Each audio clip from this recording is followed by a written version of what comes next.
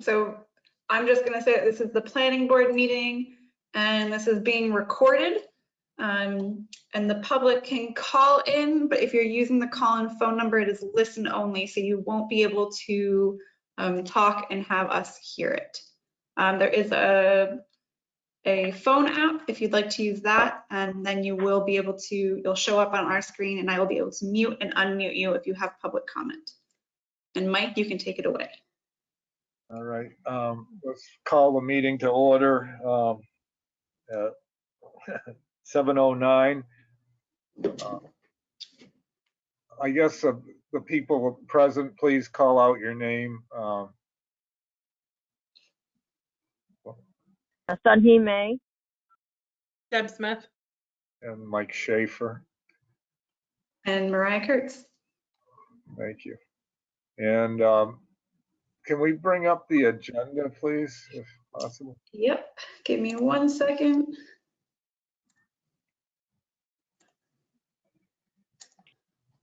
So I have to apologize. I did not get the minutes done, Mike. Sorry.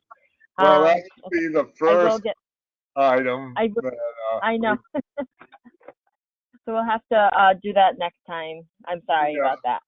Well, and the other thing I had put on here was how we can get them done electronically. You know, I know we talked about that last time, and Deb, I don't know if you had a chance to talk to Jake about electronic signatures for Sunhee, but I think that would be the best way, you know, if we can do it. Probably the quickest thing I would think to do is for Sunhee, Jackie is technically the IT person, where she's in charge and then she assigns the work to Jake.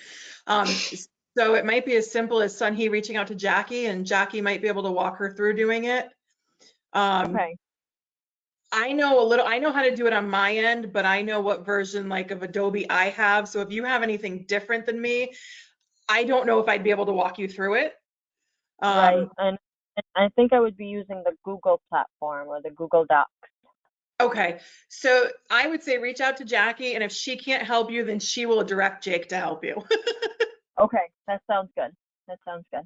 That would be the best. I think, you know, with this COVID crisis still, you know, and having it in the town hall, we don't need to be going in there if we can figure out another way of doing it. So.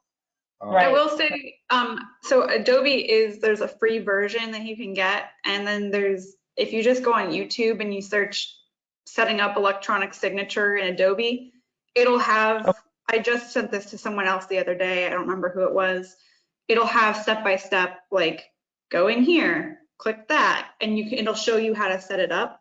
And basically you'll like take a picture or scan your signature on a regular piece of paper, and then you can crop it, or you can sign it on the actual like computer, and then you'll be able to insert it. So if you want to try that first, and then if you can't figure that out, then you could probably ask Jackie. Okay. But a quick question. We're gonna do it in Word, aren't we? Or are you gonna do it in what Adobe?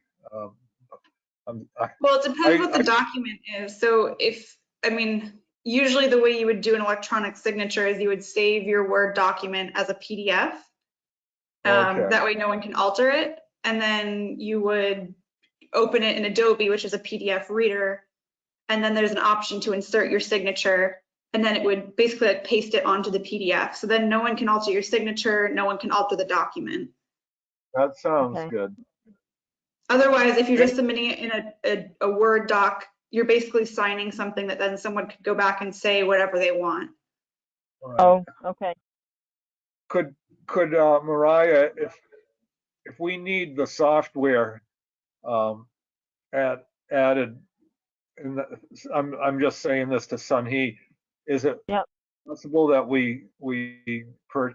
if she has to purchase a higher up Adobe software, is that she could put in an expense account for that maybe? She could, but the regular free Adobe should have the signature option on it. All And- right. I think I understand how to do it now. If Thank she you. reaches out to Jackie, Jackie can walk her. Downloading Adobe is super easy. There's just like 2 boxes you want to uncheck when you download it because you don't want the virus protection crap it comes with. And that's something, if she reaches out to Jackie, Jackie can walk her through that, probably even over the phone. Yeah. Okay. So it's super, super easy to download. All right. Okay. I'll look at the YouTube first and try it on my own, and then if it doesn't work, I'll call Jackie. Or if I Okay. get lost or something. And then Deb, you were gonna try to get your old minutes done too for last year, right? Was it last year or I don't know, this year? Get them to the end of last year, I think, and this year to, Yeah, I have Yeah. everything up until, well, when did Sun He take over? 3 meetings ago? yeah. Yeah, So like yes, I September, will, I maybe? am working on getting them converted into PDFs and then I will have them all to Dick. That would be great. That would be wonderful. Thank you. No Um, problem. anything else, about minutes? Well, Brian was nice enough to scan in a certified mail that came in. And this one was kind of interesting. It was, they're putting a marijuana establishment in Miller's Falls. But it's not, there's no marijuana there. It's a administrative office for a delivery-based service. So that was a zoning board of appeals. It was November 4th, so we're only a couple weeks past that one. And I But can this tell you, I followed this online in the paper and that was actually approved. It So was, they're oh, going good. forward and they will be opening up. Yeah, Huh. that's great. So that would be, this is a way I'm hoping that we get mail, or at least, if possible, scanned and emailed to us. And then somehow So that needs to be attached to the minutes. I'm Oh, really struggling because I understand that people don't want to come to town hall and that it's hard. But having Brian and I scan all of the boards and commissions mail is going to take us a long time. And it really shouldn't be on us to keep up with that. So I would ask if you're able to come in once a week or every other week or something and check the mail. It would be really helpful because it's going to fall on Brian or I, and I don't go to town hall regularly, and Brian is there, but he's already swamped. And so taking the time, because if we do it for one board and commission, we have to do it for all of them. And so It's really we have like a dozen boards and commissions, and if we're in charge of all of their mail, Brian's going to be spending a couple hours every week scanning and sending out everyone's mail, and that's not really fair to him. Or Okay. I'm not sure what the answer is, but I don't want to be coming in there and looking in the mailbox and scanning mail. I'm over 60 now, so it's not I don't know. I don't know what the answer is. I understand Brian said he would do it for me. That was back when I first took this over. And I'm So pretty sure until- he said that he would do it for that one time, not regularly. no, he said he would do it ongoing especially for certified mail that comes in.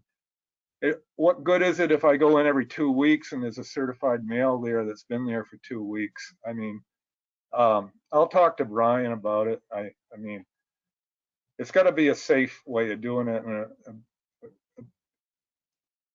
I don't know. Yeah, Maybe you got to hire someone to do it. I don't know.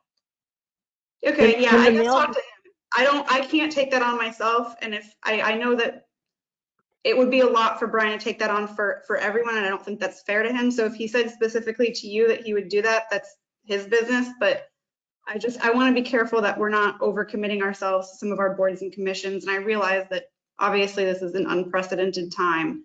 Right. But we're Well, in the coming up with past, other workarounds for other. when in the past, certified mail was taken by the town clerk and stamped when it was received, and then it was put in our box. That has to be done. I mean, so I don't know. I'll talk to Brian about, you can put down in the minutes, Sunhee, that I'll follow up with Brian. Maybe you Okay. guys have another way of doing it, but you can't just Um, depend on me going in there every 2 weeks. I Oh. think maybe the first, sorry, Mike, I didn't mean to cut you off. I think maybe the first question from what I'm hearing with this is, I think this is a twofold thing. I think we need to clarify, what is the process if a certified piece of mail comes in? Is Betsy or Dick still taking it and stamping it and doing that No, they're process? not. There is No, that's not being done anymore. Okay, and Okay, may well, I do we know- also, then I guess I would ask, do we know why that process stopped? Because that's something that's always been done. And then I'll just say for myself personally, like the notice we got tonight, when we were meeting in person, we only had one meeting a month. Jackie was usually the one who checked those. And to me, unless it's something really, really pressing, I'm honestly not worried about it. I get the paper, I follow it there. So having it So I scanned. guess if someone sends you guys like a special permit, you all need to know about that. And like someone might see it and notify you, but I'm scared that something's going to get sent, not just specifically to you guys, but I think this is a bigger issue in general that we kind of need to figure out because we've been kind of playing it by ear until now. But maybe outdoor mailboxes are a thing that we need to do or something. I know right now, if you come during town hall hours, someone can bring the mail out to you. But yeah, I think that there's a bigger picture thing here. So maybe, Mike, if you want to talk to Brian specifically about the planning board and about the certified mail issue, then because someone has to sign for certified mail. So I don't think they can just they can't just give it to someone without it being signed for, I thought. Correct. Certified mail has to be. Yeah, certified mail has to be signed for. So if the planning board is getting something that's certified, USPS is ringing the bell, someone's coming out signing for it. So my question there is, if we did receive something who's certified, and this might be a bigger issue for all boards and committees, and maybe that's where, okay, an email is sent to the chair. Hey, Mike, FYI, a certified letter was dropped at town hall for you. And that's my concern. The only thing for me personally, I'm really worried about is if we do get some sort of application and because that of course has timelines around it. Everything else in the past, at least for me personally, by the time I saw it, it was already drastically passed anyways. So it was more of oh yeah, I already read about that in the paper. So, like the public notice letters and stuff like that, I'm not as worried about. It's more if we're getting an application or something that's coming certified. And I think we're dealing with as the planning board, but I have a feeling it's probably something that's a bit more all-encompassing, that we just need to figure out how that gets kind of sorted out. Yeah. Okay. Yeah, Mike, if you want to talk to Brian about specific, sorry, Stephanie, go ahead. Oh, no, I like your idea of the outdoor mailbox thing there. Yeah, unfortunately, that's then another thing that we have to do. Or, if you can call ahead and then have it at the, right outside the door, or, I mean, we have a pickup window right now, Mike. So if you did want to get mail, you don't have to go inside. But I also realize that there's just the bigger issue for everyone. If you ring the doorbell, someone can bring the mail to you. You don't have to go into town hall. Okay. All right. If you don't mind, I can move on to the next one. It was Peggy Sloan's recommendation for the mill overlay district. I was going to present that to the Conservation Commission last month or this month, but they were too busy. So hopefully I can do it in December. I also happened to see Jackie a couple weeks ago, and I didn't realize she had COVID too, but she's doing well. So I knew Dick, but she did spend quite a bit of time I asked about the French King District. I said, how much of the area do the solar fields take up and what's left? Mariah, do you have that PDF that she sent? Because she went to a lot of trouble to put the size of each lot and who owns it. And yeah. So Is this there, the one that you're talking about? yeah. I think So there's there two of are, them. this one is the one she wrote on though. And you can see that there's a lot of big acreage in there. There's the Greenway State Park, 146 acres. John Prodecki has another 36 acres. The solar fields don't take up, I think, is that the solar fields? Yeah. Well, okay, the solar site, she has, don't take up that much room really of that area. Town of Irving has a lot of land out there, and Frank Prodecki. And then I did ask Mariah, there's one other, I wasn't able to get a good overhead picture of this. I tried, but the Google Maps isn't updated this quickly. So there was another map that Mariah found of the parks in The open space. open space, and that was nice too. I thought if you could bring that up. I don't know if I have that one at hand as easily. Let's see. It shows the town of Irving has some restrictions. That's my only question. Is Jackie said no restrictions, and then if you bring up, this is a prettier picture anyhow. Let's see. So if you look at, yeah, the light green is supposed to be somewhat protected, and then the dark green is protected. There, I think there's a, up in the left, upper left, there should be. Limited protection, and then the dark green is state owned. So I think it's limited protection because these are all parcels the town owns. So what does, that was my question, Mariah, if you could find out what limited protection means. I don't know what that means. Maybe you'd know, Deb. I don't know.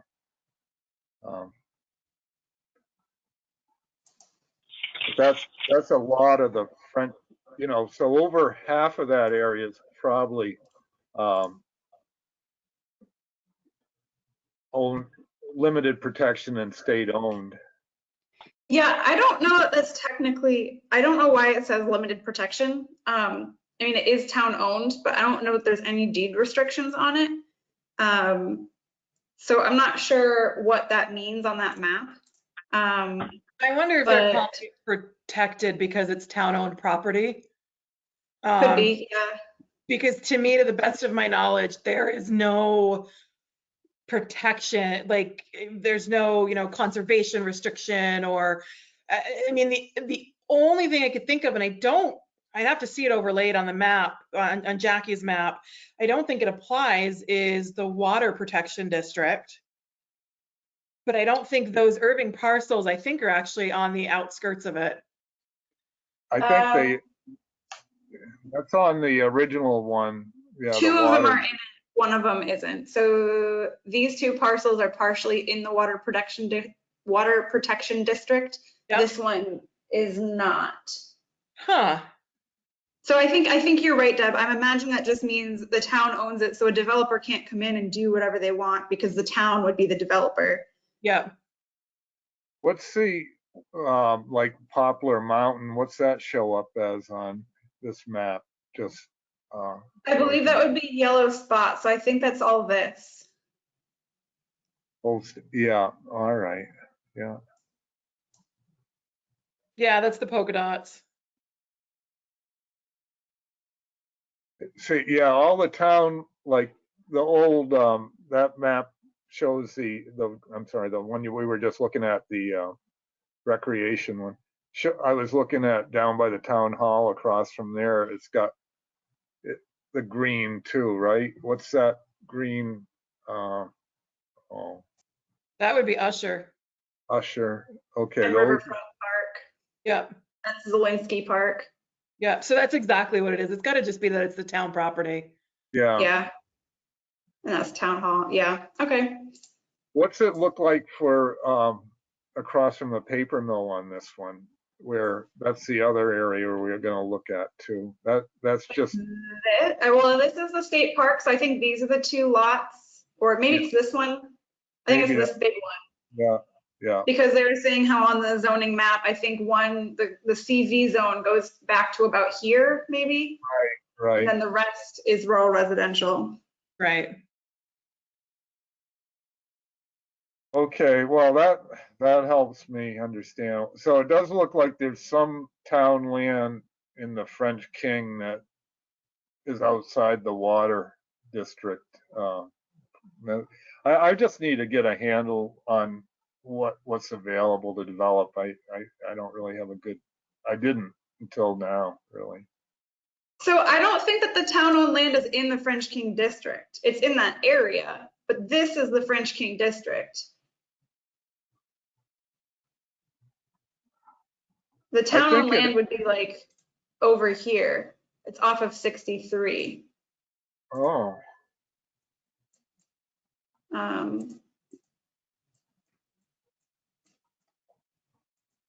So the Well- French King district would be this area. Oh, you know, no, I you think it goes out to the power line. I think it. I just realized I'm touching the screen and no one can see me because I think I'm touching Mariah's computer. Right there. Well, You it can says- almost, Mariah, if you start like right above the F in French King, you can almost outline. I mean, that's pretty much it. You can trace the French King district right there. Oh, it's only that 1,000 feet. Yeah, so Right. it is. It's like from where F in French King is over to that corner of the bright green, and then down almost to the red dot, and then basically across and up is where it is on the rec map. Huh. Yeah, because the railroad tracks are, let's see, Yeah, I see. Yeah. here-ish. Yeah. So there's only a little bit of the French King that's outside the ground protective. And that's right out by the main road. Okay. So what? And at that point, you're probably within the riverfront buffer. So there's probably this much that isn't actually protected by some kind of a extra conservation measure. Like it might be exactly where the motel is, the French King. Like that might be the only section that isn't either over the groundwater district or in the riverfront buffer. Yeah. I think you're right. So it all, where now the police station then, where is that on there? That would be in the French King. I think it's right where that K is. There's like a little bit of bright green underneath that K. It's right on the other side of the railroad tracks. So Oh, okay. right there, I think. No, the tracks go behind it. I believe the tracks cut behind the police station. So I'm wondering if it's literally right at the juncture, like just over that line in CV. Huh. Could be. And then the state has their shed down there, and that would be in the French King. You know what I mean? Yeah, the highway Yeah. shed Huh. Okay. building. Yeah, that's a lot smaller than what Jackie sent me isn't really all the French King. I don't know what she was. Well, she probably wanted to show you contextually, that whole area. But yeah, the French King district is only right. And if you wanted to make it bigger, you can. Like you guys are revising all of this. So if you decided that you wanted the French King district to encompass more, you could decide that. Right. I mean, the area that would be, in my opinion, unless there's a lot of Native American stuff there, would be the town land out, you know, where I'm pointing at it too, but it doesn't help. These three, you're saying? Yeah, those would be probably pretty nice areas to build, I would think, out that way, but, you know, I don't know. You'd be close Yeah, to I'm the imagining. the Go ahead. the sewer. You probably could get sewer to them and water and, Well, so the issue with these three parcels or these four parcels is they're not actually accessible from Route 63 because of the railroad tracks. So there's, even though there's frontage, you would have to build a bridge or a tunnel or a railroad crossing to get to the parcels. Because we've looked at them we're trying to find a new cemetery location. And obviously these two are over the groundwater protection, but this third one is outside of it. But in order to get there, you would either have to go through one of the Brondecki's properties or try to go over the railroad tracks. So even though they're big parcels, they're not super accessible currently. all right. I'm wondering, I guess I kind of misunderstood how big the French King was. I thought it was a lot bigger than it was. All right.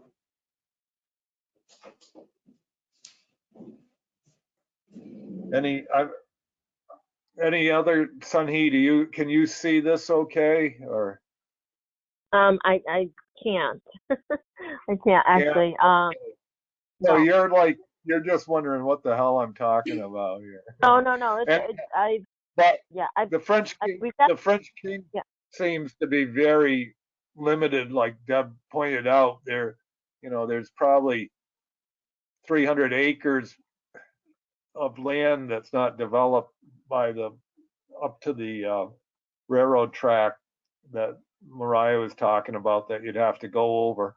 But but that land isn't really in the French King, which and like I think Mariah said, probably the only place that's outside the groundwater is the hotel area. I don't know. So I guess my reservations about the environmental part of it, I don't have as much now. I thought it was the whole thing. Right. All right, next, then we want to get back to the work that you guys have been doing, updating section 4, the use table.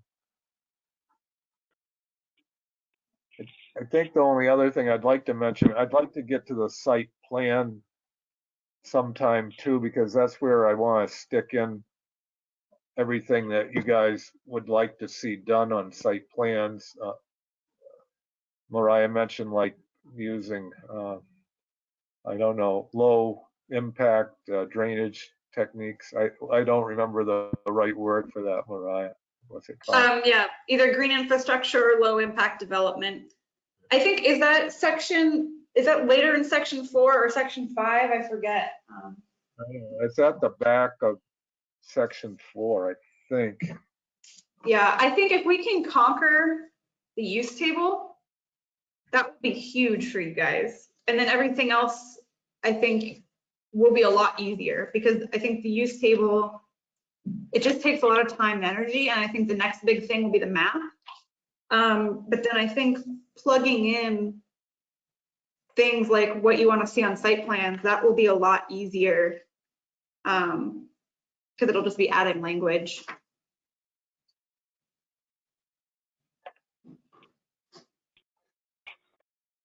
Yeah, it would be, And I apologize that I wasn't able to get that research done for you guys for this meeting. I'm hoping to get it done for the December meeting on like noise bylaws, Airbnb rules, difference between inns, bed and breakfasts, and motels and hotels.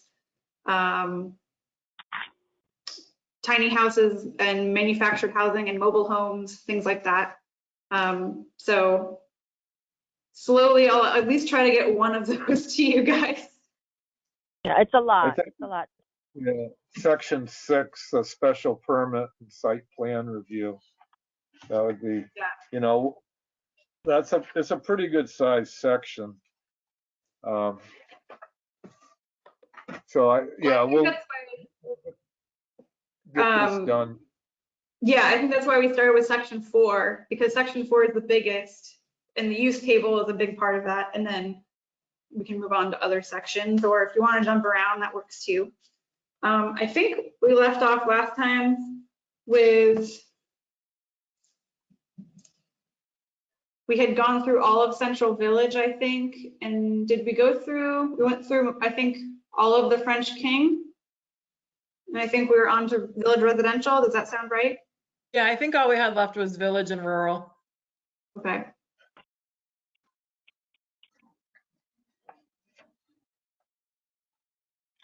I'll let you Um, guys, you can take over. I can't remember exactly where you were. So. So I guess we'll start with Village Residential tonight. And I think the way we did it last time worked well, where rather than going through each line, it was just if somebody had a concern about one of them, they spoke up. I know we had talked about 2-unit dwellings. I think that the special permit for that could be changed to a yes. I don't see why you couldn't have a 2-unit dwelling in a village residential area. Did we change it to a yes in the Central Village? I'm sorry. We did. Okay. Oh, I can make this bigger if it's hard to see too.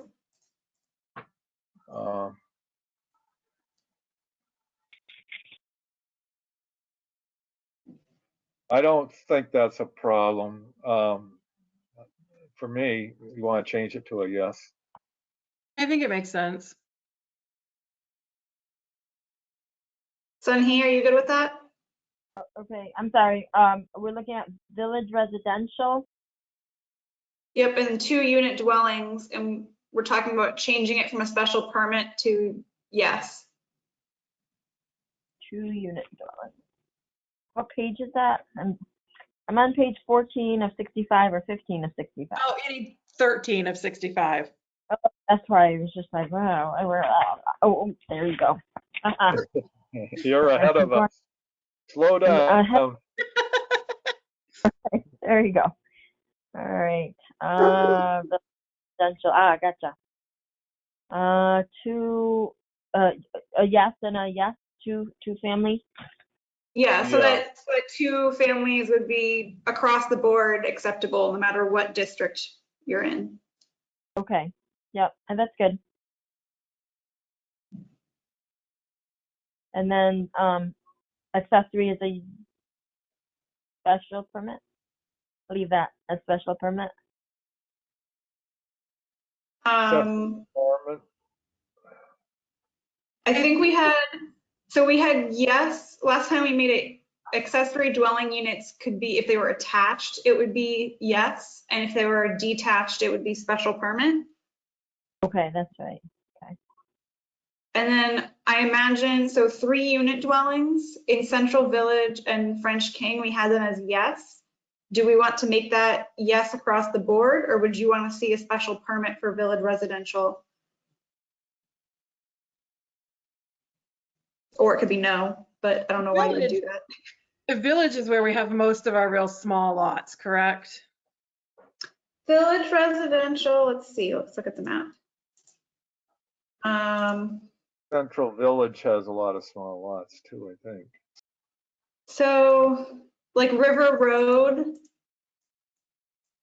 those are one half of River Road on the east side would be village residential, and then down, is that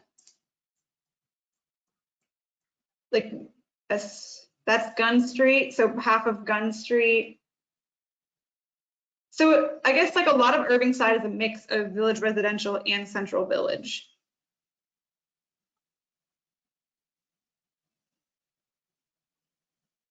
So I guess I would say if we're saying yes for Central Village, I would probably lean in saying yes for Village Residential.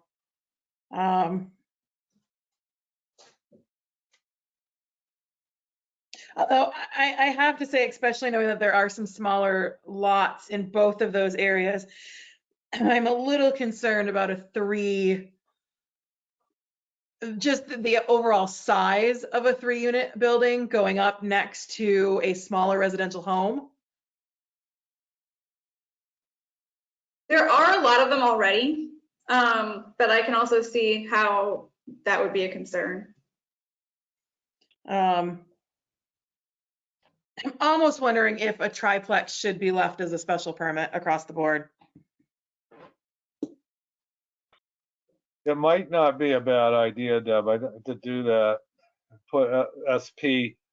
I think it would be easier to get it in pass that way if we do special permit like on those and on the auxiliary dwelling units. So you think go back to just having multifamily mean 3+? I think a 3+ unit, a 3-unit dwelling should be special permit across the board. I mean, I think the only place where, you know, potentially, well, even down in the French King Commercial District, I don't really know where someone would want to necessarily build one, but I'm just thinking of some of the smaller neighborhoods where lot sizes are small. And, you know, some builders, I hate to say it, they do have the theory that if I can meet the setbacks, it doesn't matter how far up I go. So I just hate, you know, for someone who has a smaller lot to have them all of a sudden have this Goliath building be built next to them. You guys can put a limit if you wanted to say in Central Village, you can't go any higher than 3 stories. You can put that limit on it. So like, I'm trying to think if you're on the corner of Leicester and it's not Gun, what is that other street? It's like where, West not High River Street. Road, the next one over, but on the corner, there's a few, I think it's on River Road, maybe the next street over too. There's some 3-story, I believe there's 3 family houses. They're pretty old. Yeah, thank you. One of them just sold. Yeah, so that's kind of what I'm thinking when you're talking about a 3-family, and like if you wanted to put a limit on the number of stories or something like that, I think you could. But in my mind, that was why I suggested splitting it out, was because in Central Village and some of Village Residential, you already have 3 families. And a lot of 2-family houses have a 3rd half-story anyway, so you're already going up that high. But I also understand that if you wanted to make 3 units a multifamily and make them all special permit, that's fine too. What, can you go back to your little definition of Central Village and Village Residential? Yeah, so I guess since he can't read. So Central Village is to allow for compatibility of residential, commercial, recreational, and general business activity.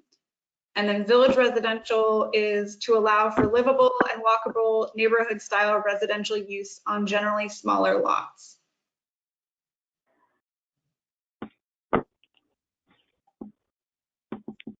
So that's more what you were saying, Deb. They tend to be the small lots, right? And Yeah, and to me, recommend. there's a difference between a 2-family duplex or that kind of building. You know, usually in the most instances, those are usually an owner occupied type situation. I just think 3 and above is really getting into it's strictly tenant.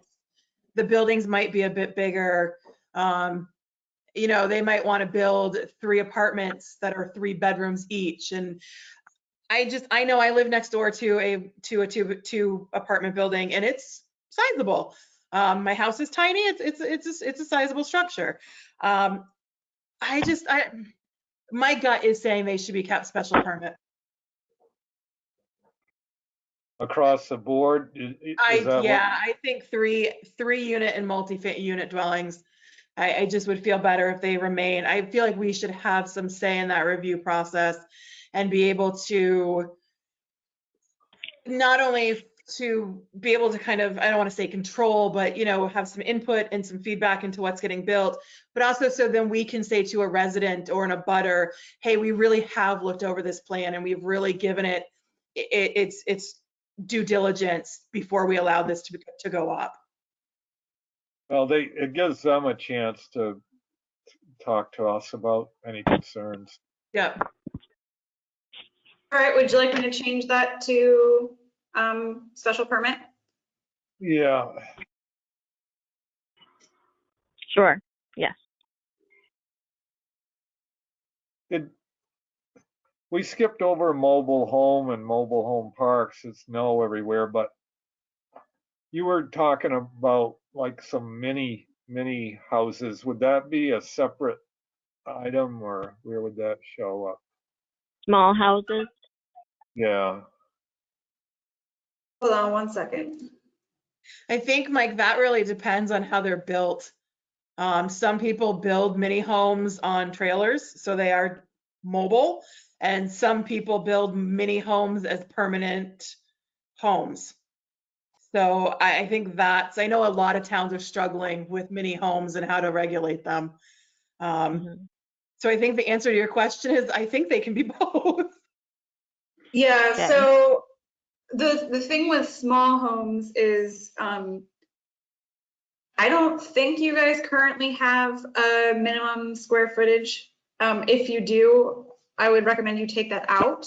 But I don't remember seeing anything like that. So a lot of towns have historically had a minimum square footage for a house built in a certain district. And what that does is it creates a certain threshold of house that someone can then afford in that town. Whether you're thinking a tiny home or not. Like I know in Westfield, I think it was like 1,400 square feet, which like my house in Greenfield here like would maybe just meet that. So if you're looking to build a 1 or 2 bedroom home, you're not able to then. So usually that's step one of like trying to be more small home friendly, is eliminating anything like that that's in your zoning language. And then it gets a little bit trickier when you're talking about, that's why I wanted to kind of present to you guys mobile homes, manufactured homes, tiny homes on wheels, because they're intermingled a lot and there's differences and there's pros and cons. And I feel like, so Deb's right. So tiny houses on wheels are essentially a camper. Whether or not it looks like a camper, it's a house that's mobile. And so it depends how you want to frame that. Is it then does it become a mobile home park? Does it become a campground, like a campsite?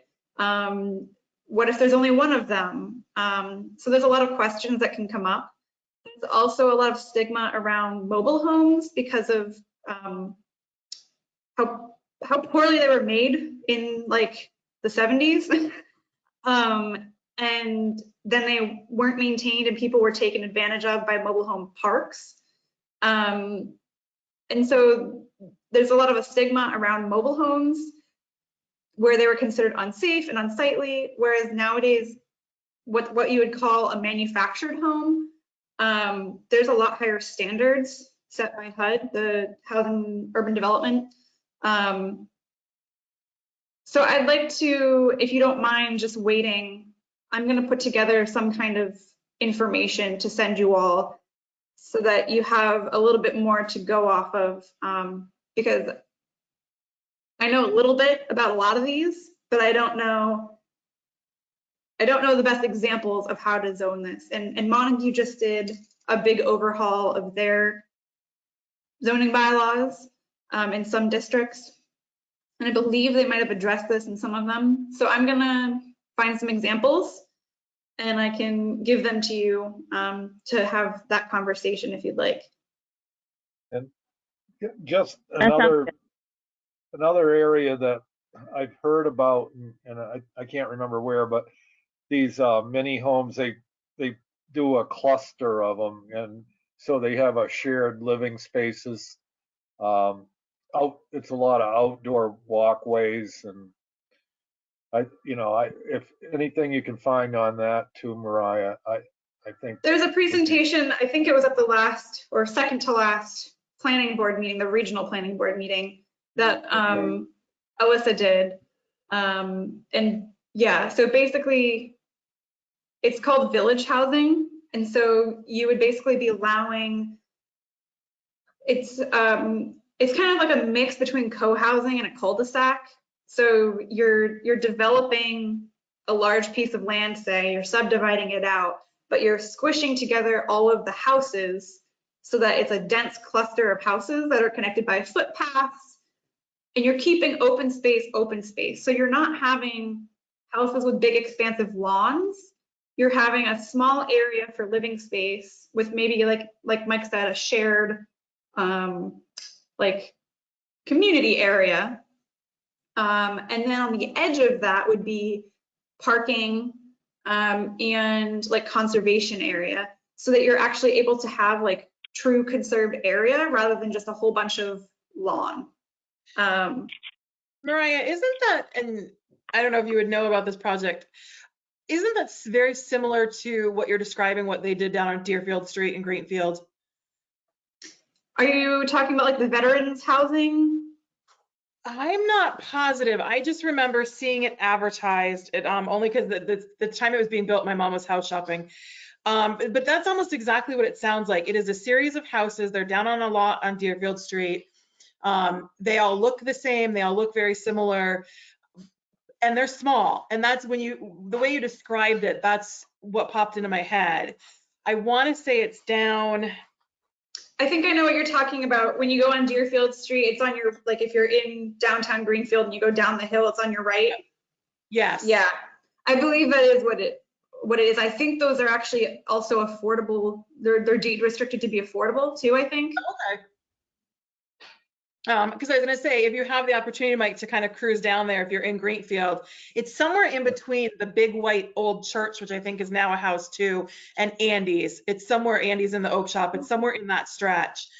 It's actually really cute. I mean, they did a really nice job doing it. The houses are small, and it's kind of that exact concept, I think, of where there's footpaths all around. It's nobody has the big expansive lawns or anything like that. And if I remember correctly, it was pretty affordable. Yeah, with the village housing, usually there's a restriction on height, so it would only be like a story and a half. So it would be like bungalows, which is exactly what they have down there. So I can definitely send over a presentation on that I saw, and I think Mike also had seen it, where someone from FERCog had put together a presentation for, I think it was Buckland, was looking at whether they wanted to allow that. And I believe it's like you kind of outline the rules so that it's easier for someone to then say, like, we're meeting your requirements. We have cluster zoning in, I think, a section in here, but we ought to make sure it works for that too, you know. I think it's a good idea. I mean,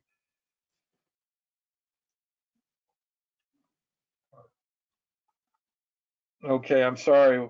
Now keep going. We're on village residential, is that right? So, Yep, village residential. Anyone have any other concerns for the residential uses?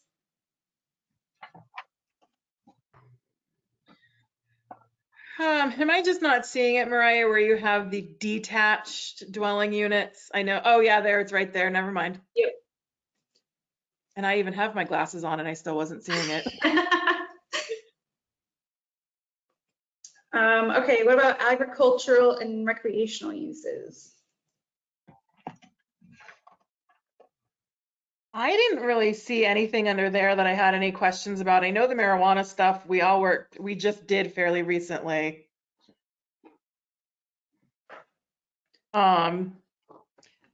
I will say, I will reach out to Jackie and Jake and see if they can come give us a presentation, Mike, if that's okay with you, in regards to the wireless communication overlay district. Yes, please. That would be Okay. great. Do you want me to see if they can do it for our December meeting? Yeah, yeah. Okay. Do you think December 17th is the third Thursday? Is that a good date for Jake and you, Deb? Or I can do it, and so by default, I'll make him do it. okay. All right. Is that okay with you, Sunhee, the 17th of December? That would be good. Yeah. All right. Hopefully we have some new members too, but we don't know. Is there anybody in the works? I think they're advertising for it now, and I There don't was know. an ad in the Montague Reporter today. I'm trying to see if we're allowed to put ads on Facebook because I think it would reach a different demographic of people. But yeah, I believe we have them in both newspapers. I think Brian put a classifieds ad in the Recorder as well. Doesn't the town have a Facebook page? We do, but if Yeah. you don't follow it, you don't see it. So Oh, if it's a paid ad, it'll be annoying and pop up even if you don't like us. Or if you don't Oh. follow the town's Facebook page. So like, right. there's some people who would never go out of their way, like they wouldn't think to follow the town on Facebook. Yeah. Like I know I have a lot of friends who don't read newspapers and probably wouldn't follow the town on Facebook, but if they saw an ad for something, they might be like, oh, that's a cool idea. It's kind of funny, like you said, my wife saw it in the paper, but I don't do Facebook, so you can see the different generations. I read the newspaper every day, but I don't think I'm typical. No. I read more like online newspaper, like, or check the like CNN or local, whatever, online instead of getting the paper, which I don't know. Anyway, Yeah. combination of both. All right, community services. Any concerns there?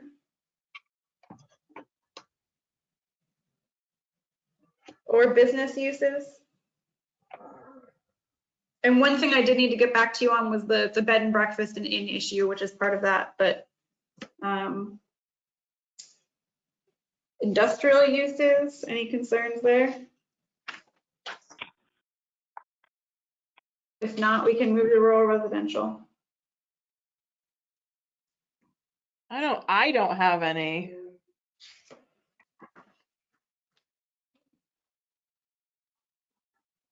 No, I'm good. Okay.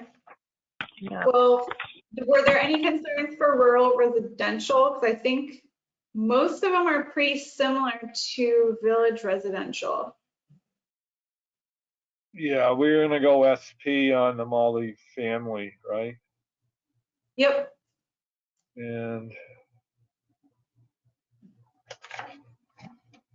So it looks like the difference is, so rural residential has special permit for commercial kennels, while village residential has no. And then hobby kennels are special permit in village residential and yes, under rural residential.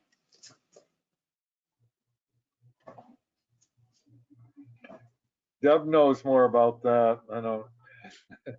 So hobby kennel is for any person who has 5 or more dogs.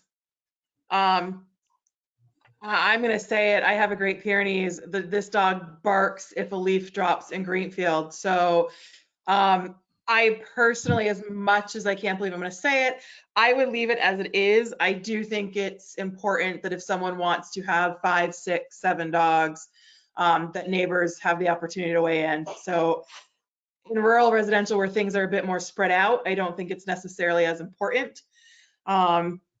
But I think this hobby kennels is more designed for the person who's doing fostering or something like that. So I would leave it personally the way it is. Okay. Okay. And then it looks like village residential has a no for processing processing and product manufacturing of medical or recreational marijuana and rural residential has special permit. It seems strange to me that village residential is the only one that has a no for that. Because all of the other districts have special permit except for village residential. Where are you, Mariah? Is that under business or? It's under industrial uses at the bottom of page 16. Okay, hold on. It's the very last one. I'm sure there is a reason why we did that. I just don't remember what it was.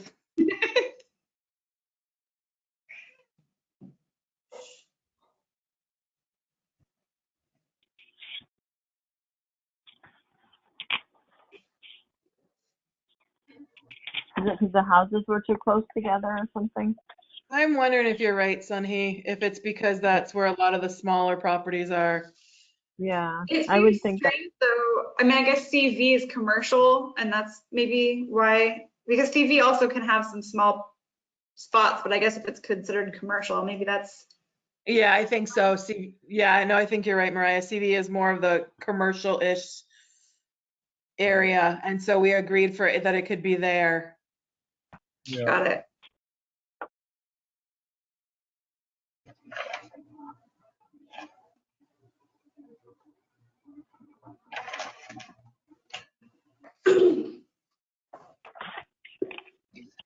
Do we want to All keep right, that we then? got Roman.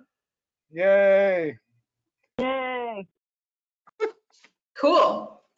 So that's most of the use table. What next? So I guess, do you guys want to now, we can keep going through section 4, or we can look at the map and see what changes you guys want to make to the map, because now that we know what uses are in which places, you'll be able to look at the map and see, do these parcels make sense to have these uses? I think that makes sense. Although if, Sunhee, if you can't see it, that's not gonna be super helpful.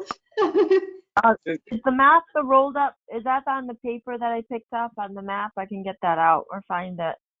I did pick Probably. up a large roll of maps here. Let me see if I can find it. I think that I stopped by and remember it got printed out. I don't know if you guys picked Yeah, them that up or would not. show that does show the different districts. Yeah. Okay, now. Let's try to find that. That's the other. I know I put it in a very special place. I didn't want to lose it. Yeah, okay. What happens when you put it in special places? No, I think it's here. I hope this is Jackie it. kindly gave me her giant one that is now on my wall behind me. All right. I got a big one. Land, Irving, Massachusetts. There we go. Okay. Is this the one that I'm looking at? Is this helpful to look at it with these side by side, or would you rather see the big map? I don't know, it's pretty busy, but we'll try it. Let's see. I have a huge screen, so it's hard for me to tell what other people see. I have like a whole TV that I look at. Is it like a 60-inch one? It's pretty big, yeah. You're as bad as Jake. He does the same thing. And Yeah, yes, to be actually, fair, it was a hand-me-down. he's in the background going, no, really, it's a 65.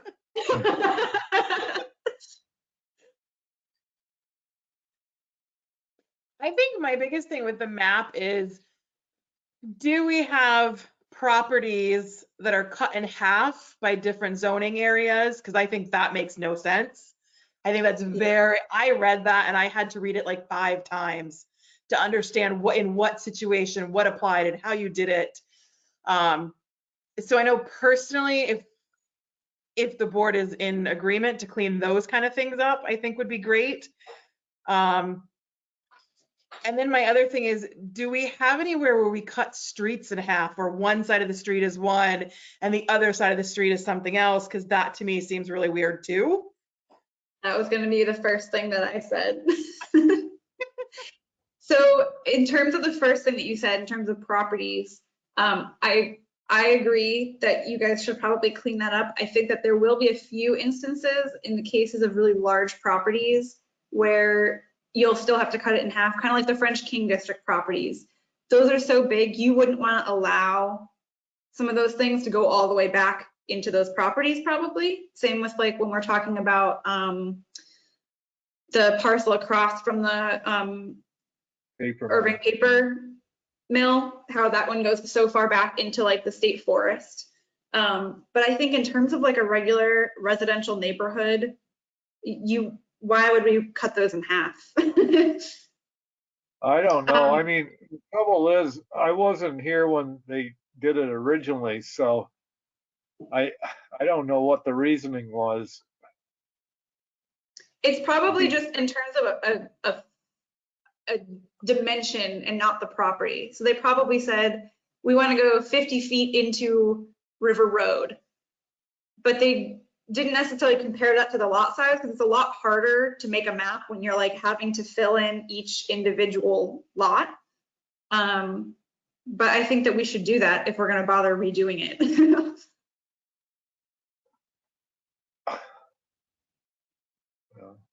So in terms of what you said second. I see this as being an awful lot of work to do, to go through every lot. Well, I don't think that you guys necessarily will be able to do that. I don't know how Jackie, I know that she works with a map maker to do this, but I think it would probably be either Jackie or one of you or someone would sit down with the map maker and say like you would have to have it broken out by parcels. And I have one of those somewhere. I'll talk to Jackie about how best to do it. It might be me going in with colored pencils and marking which exact plots need to be fixed. And then I give you guys a draft, or one of you works with Jackie to do that, or because you're not going to be able to do that in a meeting one by one. It'll have to be someone does it and then brings it to a meeting and you guys review. Yeah, Deb, you seem strong about this. I mean, to me, I don't see where it's help. Maybe it's helpful, but I don't, if it's something you want to work on, that's fine. I'd like to know the history. Maybe you can find out more about why it got divided like it did. And then do what Mariah said, try to, if there are some lots that are divided in half, doesn't make sense, try to get them fixed. Let me pull up the example. I'm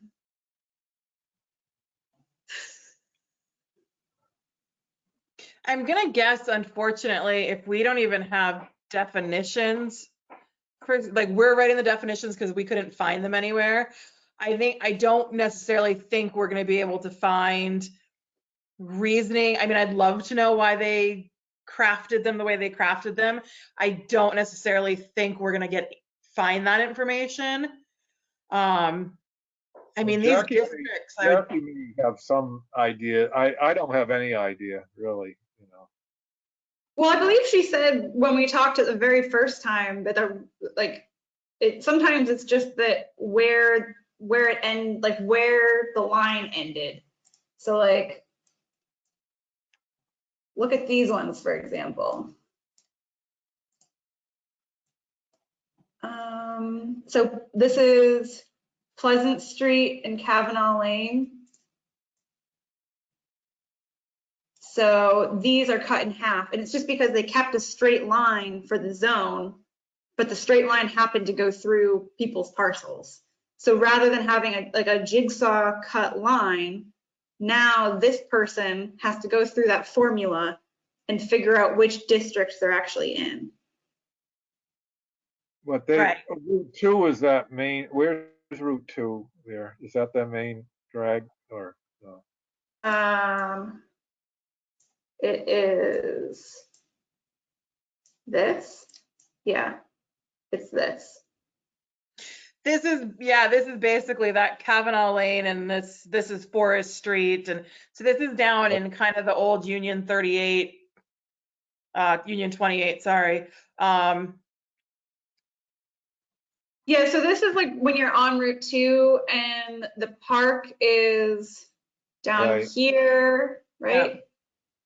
And Forest Street Park is this triangle right here. Again, touching the screen and no one right knows here. it. Or Yeah, Yeah, Sun, right there, are that's Park you, Street Park. how are you doing, Sunny? Are you following any of this? No, probably not. But, No, I've got the maps open in front of me, but I'm just going, okay, so I see the different shapes and how the shapes came to be the way that they are. You know, that's what you guys were saying is you don't know how, you know, it came to be the way that they are. Right. Understand, you know, where the water is, like the water lay district, just because there's water under there. But other than that, I don't know.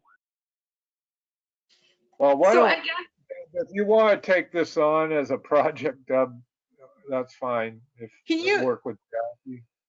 okay, can you email me this, Mariah, the map we're looking at right now?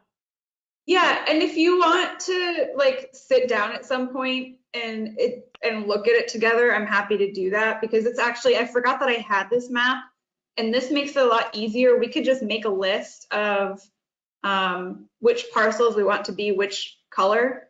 And then when we give it to the map maker, we just say we want 4551 to be yellow instead of green. Right. And then we have it. But yes, I will send this to you. Well, and then Yeah, send part of me, to everyone too, if you would. I want to make sure that we're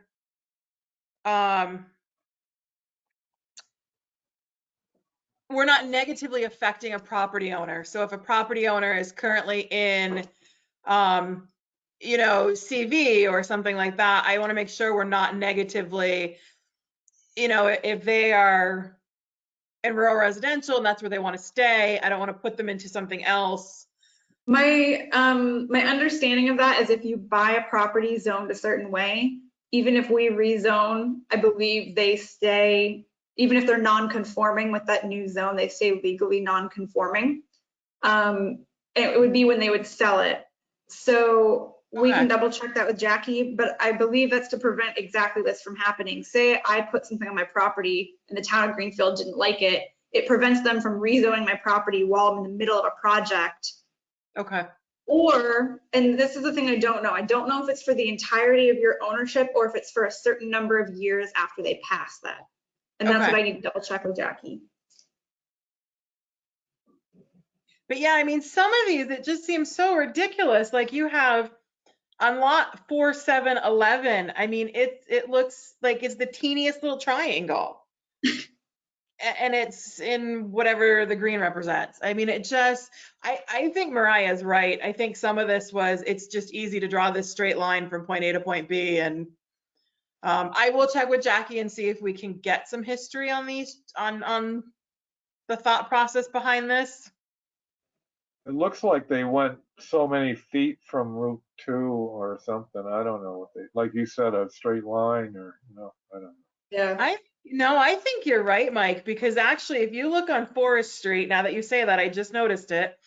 You can see the two dark arrows, and it's literally a 200-foot setback. Which would be probably the setback for Route 2, but it's also where they kept it, whatever that zoning was. Yeah.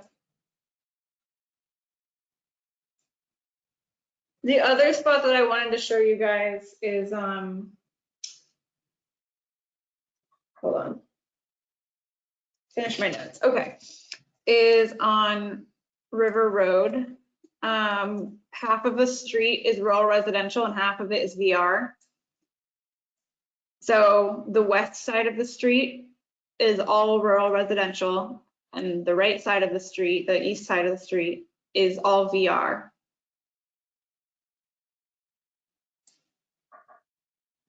Is that the lot size? I think that may be the lot size. I'm not sure.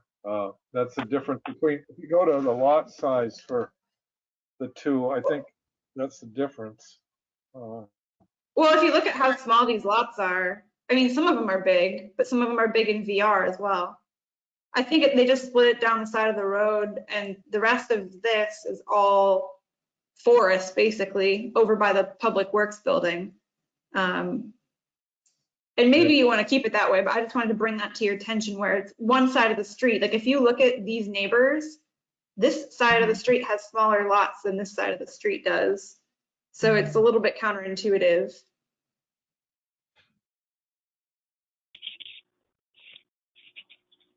Yeah, So that I is- think one of the solutions, oh, go ahead. No, I was just saying that's really weird. I think one of the solutions that I see to that is if you wanted to make any parcels that are touching the road, extend the VR to those. And then, you know, some of the parcels over here would still be rural residential, but at least the ones that are all touching would be the same. See, oh no, I guess you're right. I just was reading the dimensional size for Central Village is 21,780 square feet, and it's the same for Village Residential.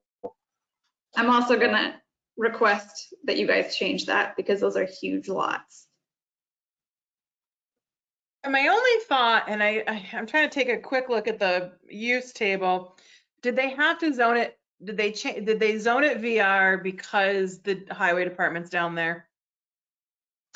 Well, you mean like the Public Works building, the Yeah. POTW and everything? Yep. So that is over here. And I would imagine, so right now we're looking at redoing that building or building a new one. Having it be rural residential having it be rural residential versus VR doesn't change anything because it doesn't change Right. business use. Right. My guess is this is the edge of the kind of VR area.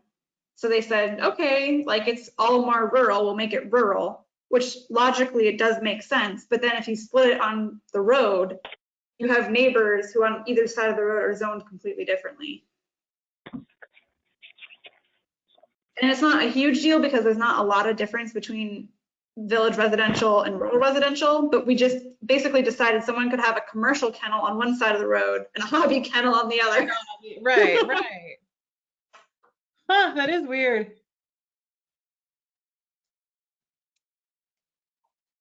And I don't know if there's any other streets like that. I guess this is one, so Pleasant Street.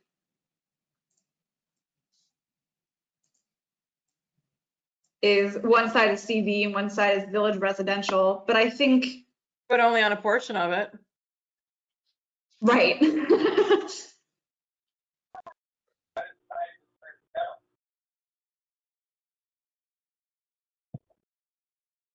All right, well, Deb, why don't you take that on and Yeah. what's the next thing on the agenda we want to look at?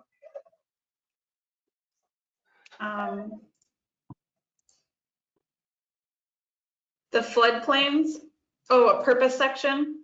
Yeah, the purpose section, I'd like to wait until Moonlight gets back. I mean, unless Deb and Sunny, if you have the issues that I had put in there initially talking to people were climate change, flooding,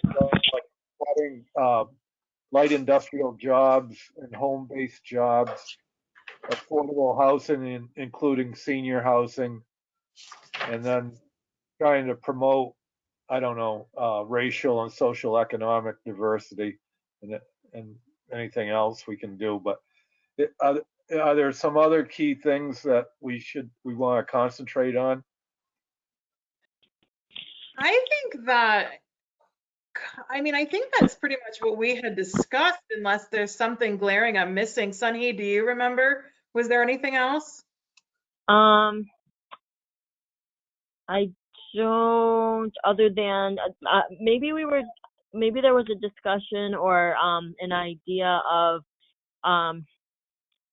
using the like a bikeway or a walkway or something to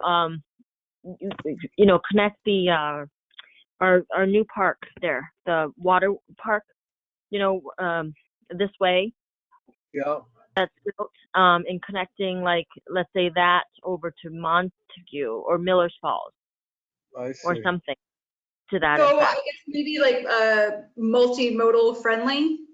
Yeah, Yeah, yeah, like a bike path or a walk path or, something like that. yeah, Route 2 isn't very friendly to do It's walk it's on not or ride on. it's not, but I think that we're sitting on something that's really great as far as like having tourism, because you've got the people that go to the ledges there. That's really populated. Every time I drive by, there's a ton of cars there, so people like to do the hiking or the ledge rock climbing or whatever. And then we've got the river park. Is it called the river park, right? It's called the river park. Riverfront. I'm pretty sure.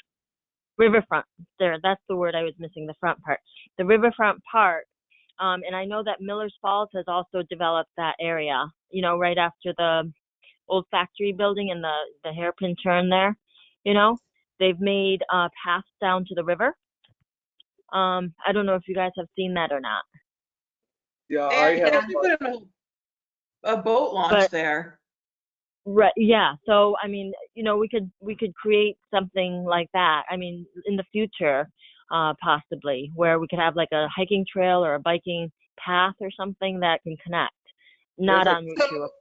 there's a trail, I'm sorry, that goes from the park down the other side of the river. There's a pretty good road. I don't know. There is. It's all Wendell. Believe me, I have tried. Yeah. And it's not off the table, but we can't do anything about it. It's all DCR and Wendell's land. And so it's a project of mine that I would really like to see happen, and I'm pushing for it, but we have zero control unless we're gonna pay to do something on Wendell's side of the land. As far as IP mill goes, we are hoping to split off some of that acreage and keep that for recreational use and conservation use. So Right. hopefully we'll have more, trails along the river and stuff. But I think in terms of the purpose here, it should be concise, and I think we can make that to encourage multimodal transportation. And then we also have to protect natural resources and prevent pollution of the environment. Right. Could include something around recreation if we wanted to. I think that would make sense. Yep. That sounds, yeah, something like that. Because I think you could definitely expand on the recreation and also conservation as far as protection, because you don't want pollution, of course, with so many people coming through.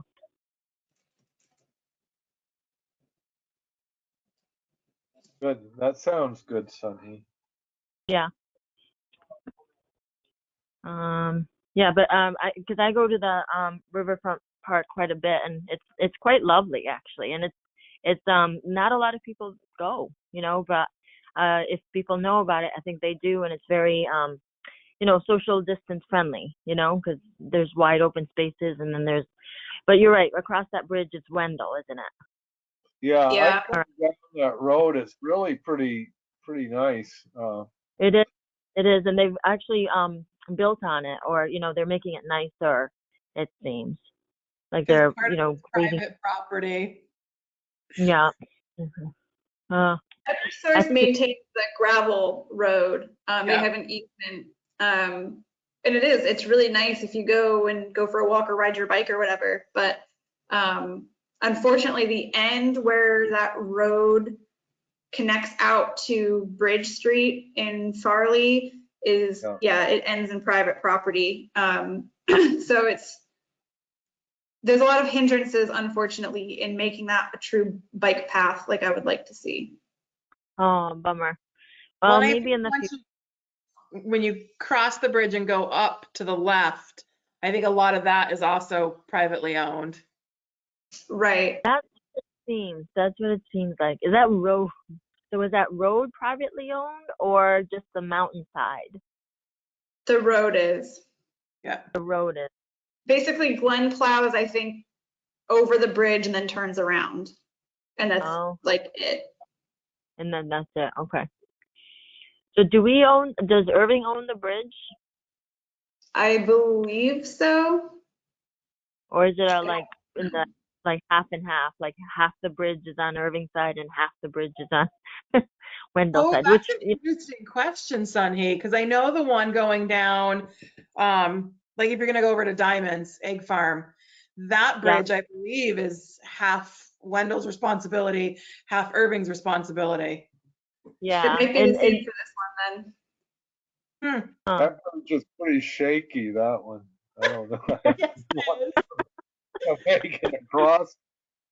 Or when you go across, you can actually see the planks lifting up. yeah, yes. I think that's gonna be in for repair here, hopefully soon. Or, shoring up or something.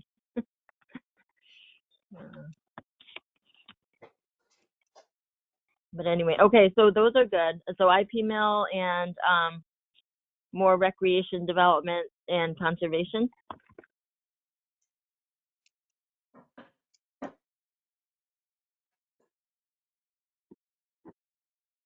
Did I lose you guys?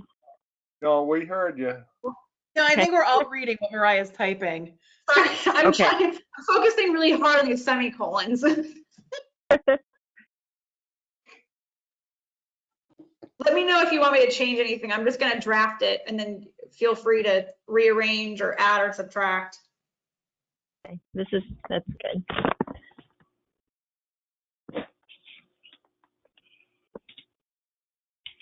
I know it's a delicate.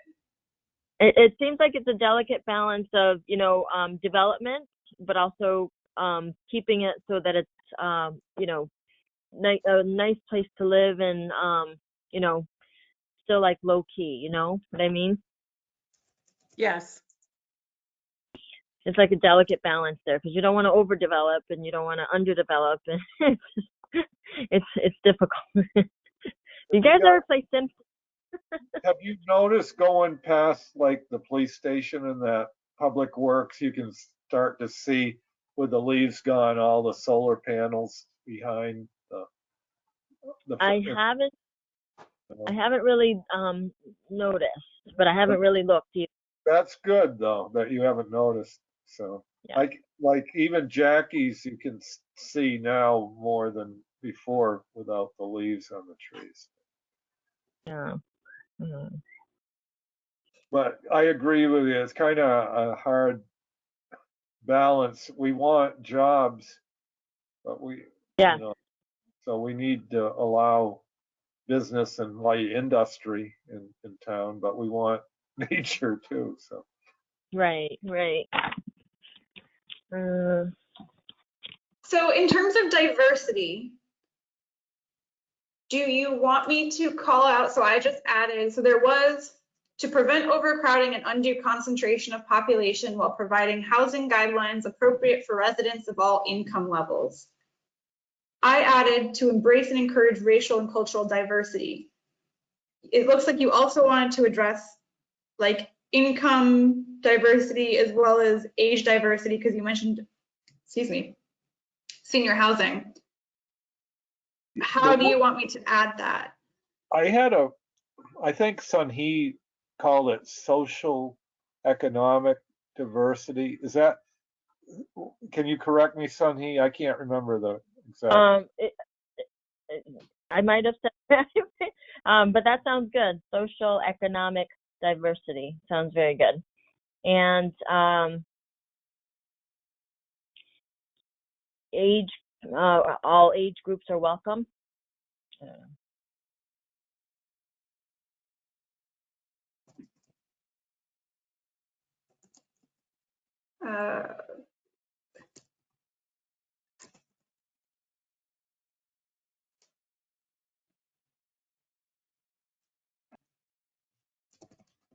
And all age groups encouraged.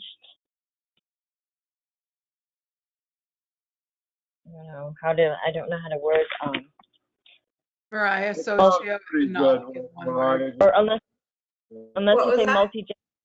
That looks good, Mariah. I think that's I good think for generational is a good. Is that a good word? Multi-generational? To embrace and encourage racial, cultural, generational, and socioeconomic diversity. Yeah. Yeah, that's Yes. Socioeconomic is one word. Is it? I only know that because I just Googled it, so. Thank you, Google. there you go. I mean, I'd like to have Moonlight look this all over too before we. Yeah, I mean, you guys aren't going to be finalizing this for several months, so don't feel like anything you make a decision on right now is necessarily a final decision. If you think about something or you drive by a property or you know, whatever, you can always go back and add and change and edit. And Moonlight is welcome to look it over, obviously, whenever. Right. Was there anything else that I missed in here? Jobs, I think we might have economic. Oh, we did have recreation already in there.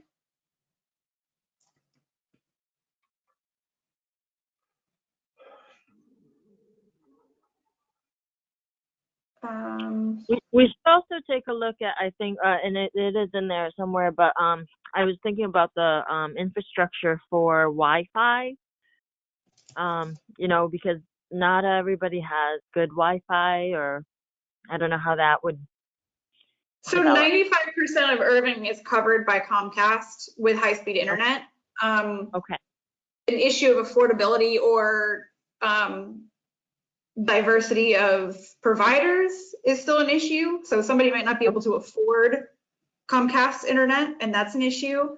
But in terms of what is currently available, we're actually one of the lucky towns that is mostly covered by their service. That's great. That's great. Yeah, like Deb said, they sucker you in though. The first year it's like, I don't know, $80, and then before you know it, it's $200. Right. Well, So I think that Comcast needs to have the loyal people, you know, give them a discount and give a discount for new customers. But if they're the only game in town, then that's a monopoly in this area. I mean, in this little, you know, there's nobody else that. We've been with them for almost 20 years. And when we moved to Irving, we tried that exact argument, Sunny. Hey, we've been loyal customers for 10 years. And they basically went, yeah, we don't care. Yeah. They were like, oh, you're looking at someone else. And you're like, there is no one else. And they were like, see? Right.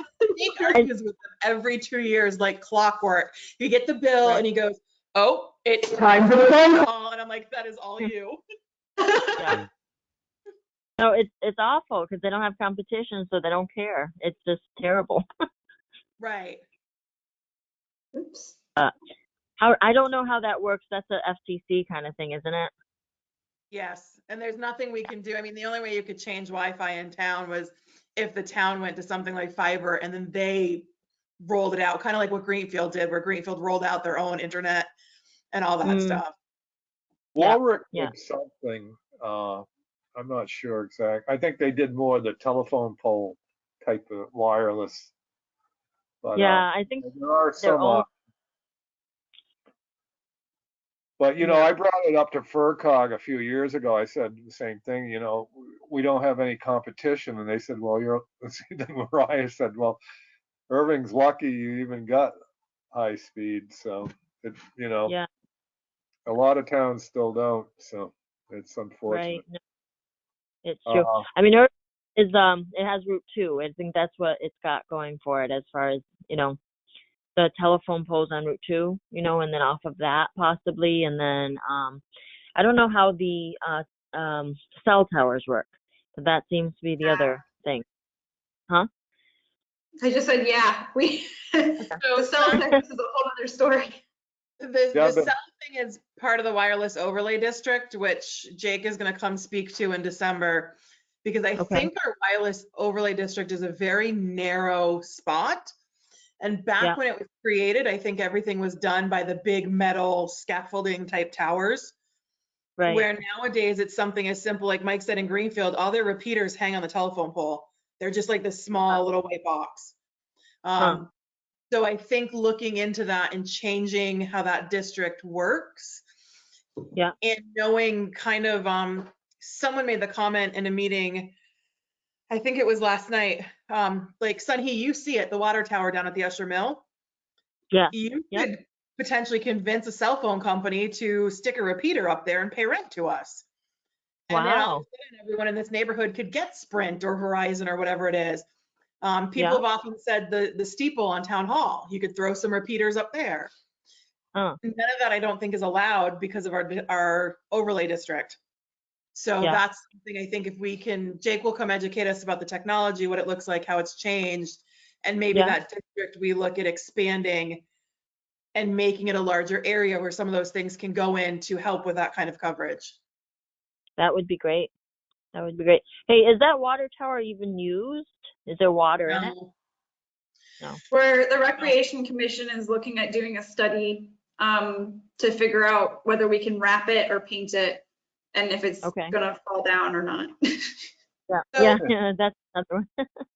I don't Okay. think it's going anywhere. Our neighbor used to work for the mill, and he said, Okay. I think it was about 20 years ago, a massive Yeah. storm came through, knocked that thing over, moved it about 20 feet. And the mill just sent a crew down with bucket loaders or whatever equipment they needed, and they uprighted it and put it back. Wow. So I kind of think it's going to be there till the end of time. Oh, wow. We'll all be gone, but that water tower will be there. Hopefully with a big Irving sign on it. Exactly. Right. Too funny. Was there anything else that you wanted to cover tonight, Mike? Yeah, the next one was the floodplain, and Moonlight, I had given it to him and he didn't have a chance to do anything with it. But if you, I don't, do you have that email handy that I sent with the, Yeah, so I have to look through that presentation that you sent over. I did talk to Brian about it and I told him that we're probably gonna need some help, but that I don't know what help to specifically ask for until I read through that. And I'll put that on my Well, list what- of things to do tomorrow and early next week. all right, do it tomorrow, Mariah. No, I'm just kidding, but you look at the presentation, the stuff in red is the stuff we have to add, and the stuff in green is the stuff we're supposed to have. So it's like 10 pages of red, I think. If that will help And you. you said that no one from FERCog had heard about this, right? Yeah, I had brought it up last week, and Peggy, well, Kimberly had left the meeting, so she would have been the one who would have known about it, and she was going to talk to Kim about it, but Peggy was not aware of it. But that doesn't And none of mean the other towns were aware of it? nobody spoke up at the meeting. That's so weird because the state is requiring us to do this.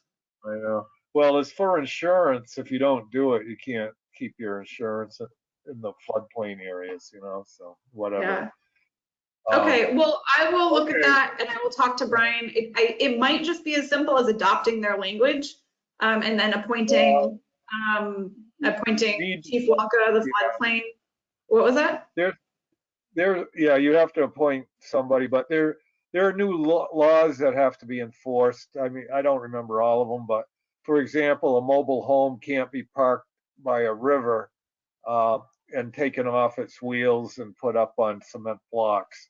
If it's a mobile home, it's got to be mobile. So if you see something like that, who's going to go and enforce that law?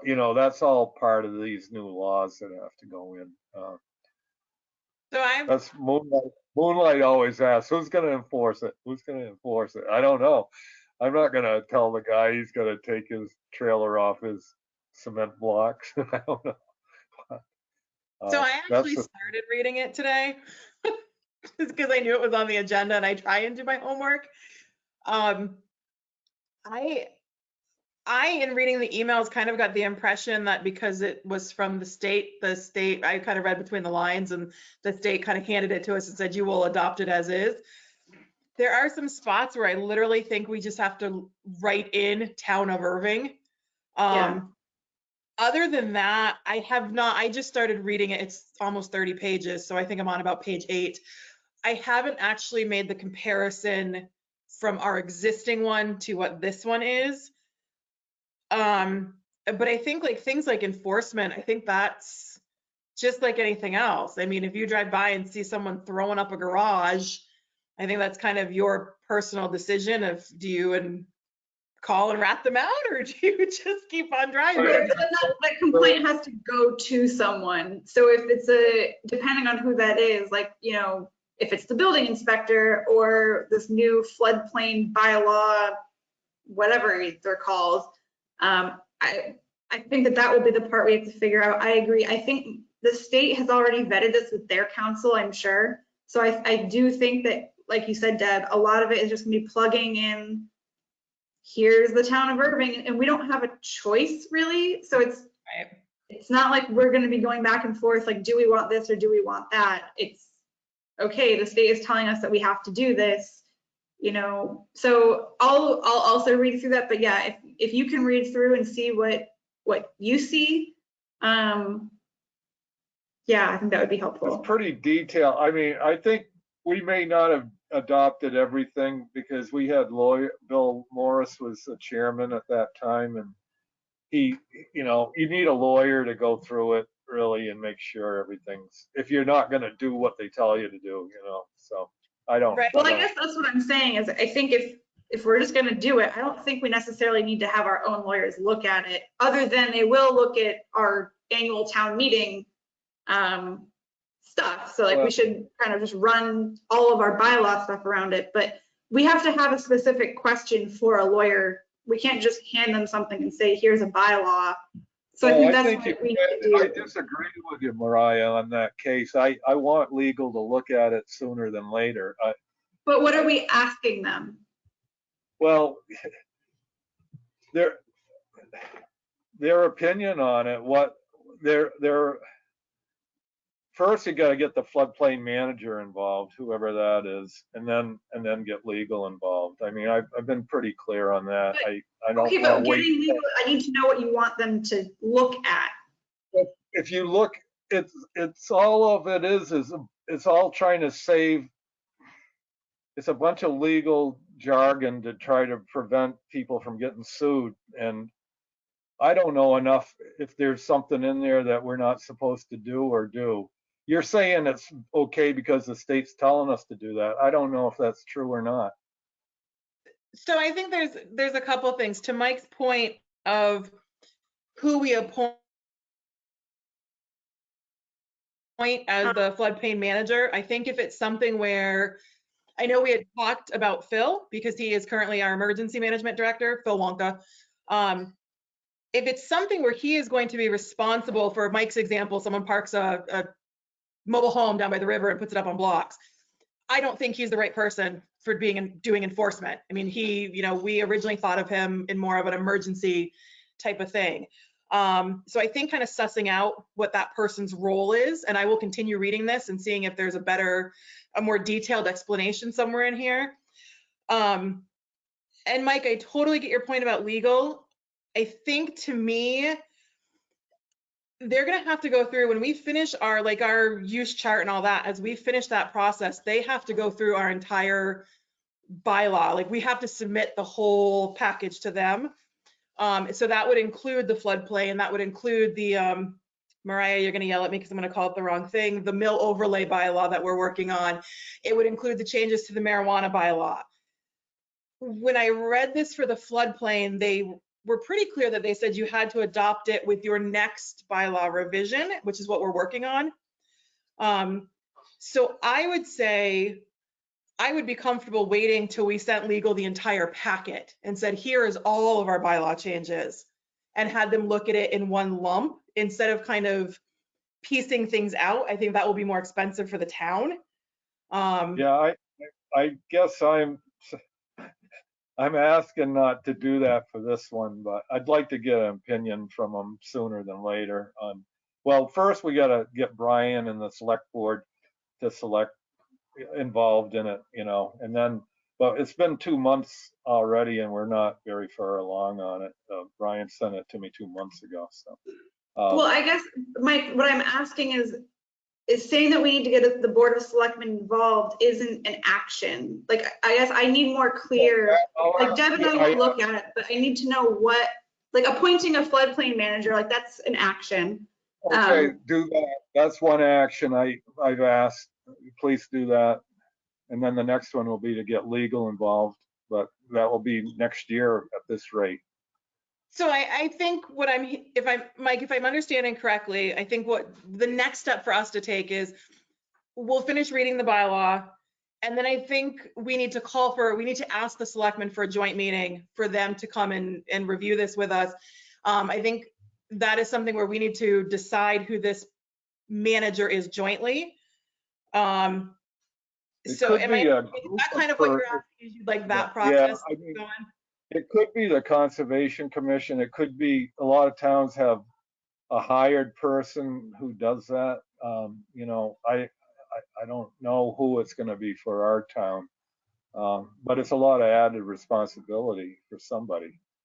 But that So, needs to yeah, get, so Mike, why don't you ask to be put on an agenda and have a joint meeting with the planning board and the board of selectmen to discuss this? And then if everyone reads through it and can get on the same page with what we're asking them to do, and it might have to be more than one meeting because we might have to present it and then, you know, discuss who the proper person is and have them appointed.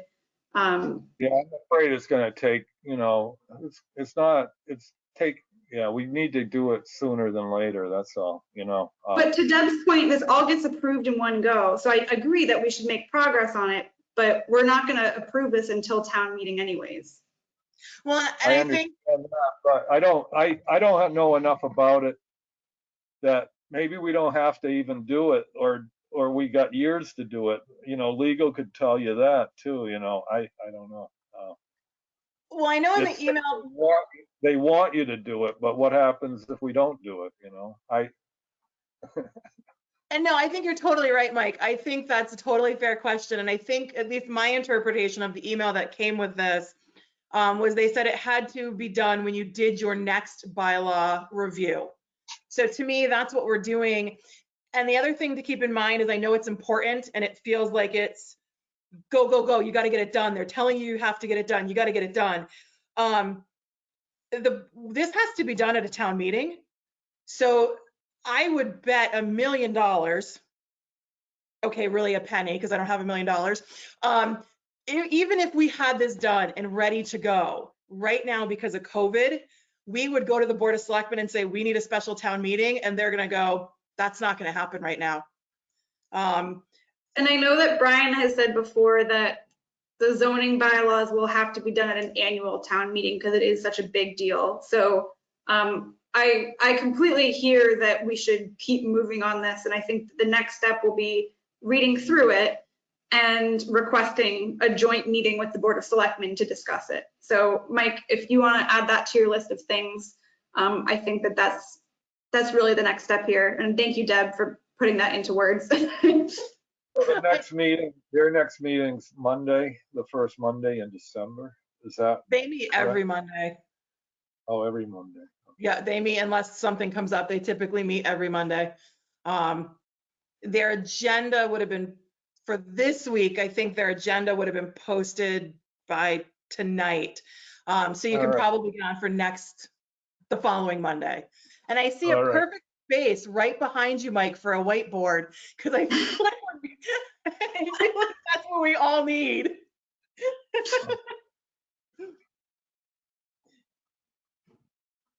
So what, okay, so I'm gonna, meeting with I'm gonna make notes, meeting select board, okay. And then I'm gonna question Brian about certified mail. All right. That was it. Oh, then Brian did place some ads in the paper, not on Facebook. Some new members, and hopefully we'll get some interest. And our next meeting, we said, would be December 17th. And did you guys want to do something for Moonlight? I know, are you still there, Sunhee? Yes, I'm here. Okay. I talked to Moonlight. He said the Kale salad was excellent, whatever you Yeah. gave him. Right. Yeah. No, it's a one of my favorite recipes. It's a kale with red cabbage or radicchio and fresh parm, toasted walnuts with a lemon miso garlic dressing. It's really in farro. It's really yummy. Wow.